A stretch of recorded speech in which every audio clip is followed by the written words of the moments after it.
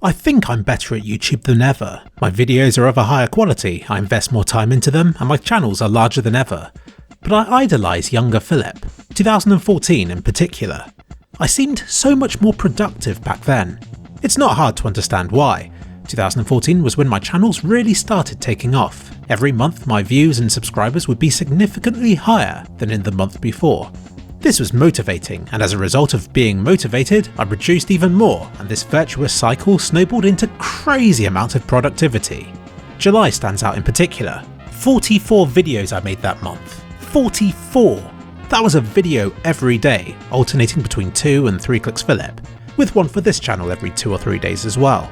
I have never come close to that sort of output again, although it's not like October of that year was any slouch either. But yeah, while 2014 was the year I made the most stuff, 2015 was the year I finally became a big YouTuber, breaking into the mainstream and switching 3 Clicks Philip to producing CSGO only content. Once you hit on a winning formula, there's no need to produce so much quantity. It's more about improving the quality of the stuff that you know is popular. Knowing a video is going to be a guaranteed success, you can spend more time fine-tuning it and ensuring that it hits the mark. So in 2015, I didn't make as much as I did in 2014, and in 2016 this dropped lower again and so on. In 2018, I only produced half the content I had done in 2014. Whatever I'm doing now is working, but I still look back at 2014 Philip with admiration for his numbers game. But this November, it was like I had travelled back in time. November and December are the most profitable months for a YouTuber. There's a lot of ad money flying around as companies frantically spend a load on marketing in the build up to Christmas. Why make 30 videos in January when 10 videos in December can earn the same amount? Makes sense to do 30 in December and to take a break in January, doesn't it? So right now, while there's the financial incentive for me to produce more, I've also kind of had to. I spent the end of October catching up with all kinds of stuff unrelated to YouTube, which left a bit of a bare patch on my channels. And also, I'm away for the first 2 weeks of December. That's a long time to be absent during the most profitable period of the year. I have to make content in advance. These factors combined meant that a lot of pressure was put on me this November to be a non-stop video making machine.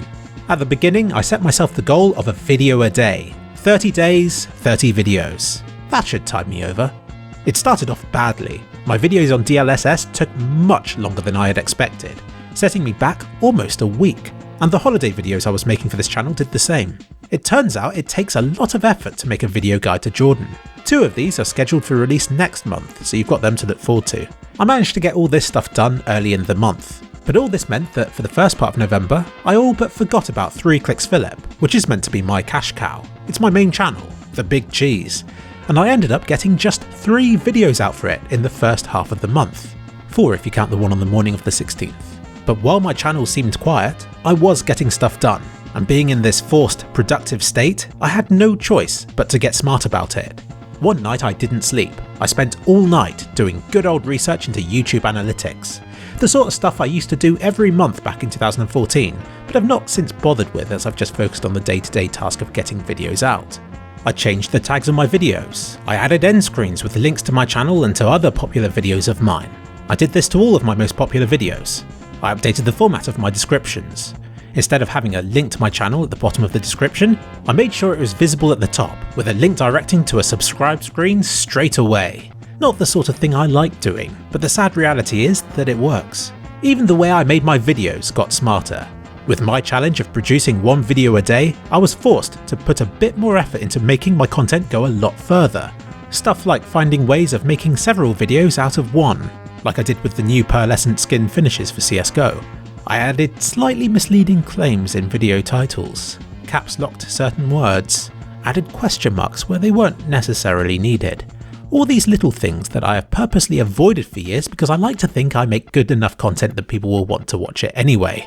But the truth is, my channels have been underperforming. My subscriptions have ground down to near a halt, all for the sake of me being able to tell myself that I'm an honourable YouTuber. But it doesn't really get me anywhere. All the while, clickbait YouTubers have walked all over me. There's no loyalty either. If they like the content, people will easily justify to themselves why they should watch clickbait YouTubers, despite them being the way that they are. I might as well do the same, even if in the short term I'll be harshly criticised for it, even though all I'm doing is just stooping down to the same level as everybody else. November's success was helped by a few successful series. 2kliksphilip's content has followed a nice little story. I started with DLSS, by far the hardest videos of the month that he made. Then, to justify the time it took to make them, I made a quick little destruction video from the same game, and of course that was more popular than the DLSS videos were. So I started making other videos about destruction. Why not? It's popular.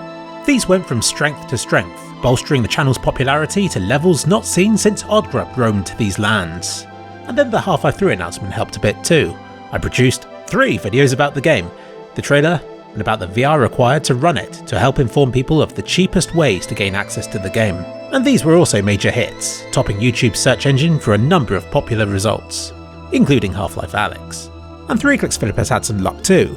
I made a series on the past operations for CSGO, when, what do you know, a new one was released following a gap of over 2 years.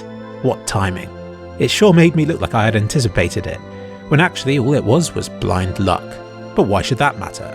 I still had to make the most of it, and the moment it was announced, I made it my goal to be the first YouTuber to get a video about it out there. I got the research, the audio, and the video all done in under 2 hours. That's unheard of for me, if only all projects were that short.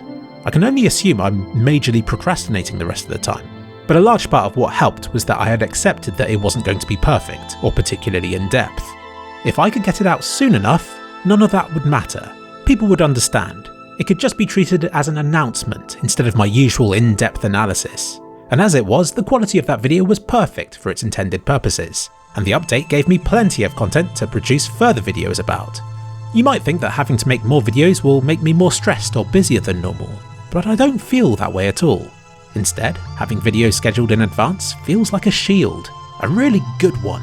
I don't feel like the video I'm working on is being made simply to plug a gap in my release schedule. I feel safe in the knowledge that even if this one fails, that I already have one or more finished and ready to go whenever I like. If I urgently need to put one video on hold to get another out, I can do it without it impacting my viewing figures. It's been so long since I've been this far ahead that I forgot how great it feels. It almost feels like there are other Philips at work, rather than it just being me treading water, doing the bare minimum to get by the whole time. And it gives me confidence to attempt videos that I otherwise wouldn't, to make jokes I'd otherwise avoid, or to take risks I'd normally be adverse to. I've not been afraid of doing things to get me even further ahead of where I am already, and I haven't been punished for any of this either. In fact, it has only benefited me so far, and my viewers seem to like what I'm doing. Win-win. I kept this video making up for the rest of the month, developing a grand total of 26 videos. Still not quite as many as the 44 I made in July of 2014, but when I look back at them, many of those were low effort, little more than Cubicle Brothers shorts in terms of complexity or length. The ones I've made this month have been far better, and I've produced a total of over 200 minutes of content, compared with just 180 minutes of lower quality stuff from July 2014. November of 2019 has been my most productive month so far on my YouTube journey. This is what peak performance looks like. And as always, following a crunch period, I ask myself the question, why don't I always work like this? I could get so much more done. I could be so much more successful. I can make a load in advance, then take a break to finally get Destruction Darius 2 finished. And as for the videos themselves, even if I care about quality, success on YouTube is basically a numbers game. The algorithms reward you for producing more and more regular content. Plus, the more I make, the more chance there is of some of them taking off, just because that's how life works, regardless of their quality. I know that I should carry on like this, but I'm sure, like always, when the pressure's off, I'll return to my normal, less productive state. I'm away for a while now, but you won't notice. You'll continue to get regular notifications from me, saying that I've released new content. Hopefully Valve doesn't mess it all up for me by doing something major whilst I'm away, and hopefully I don't die. Fingers crossed, my channels will carry on like clockwork, and those only subscribed to 2 and 3kliksphilip will be none the wiser about the schemes and struggles that go into running the Click empire.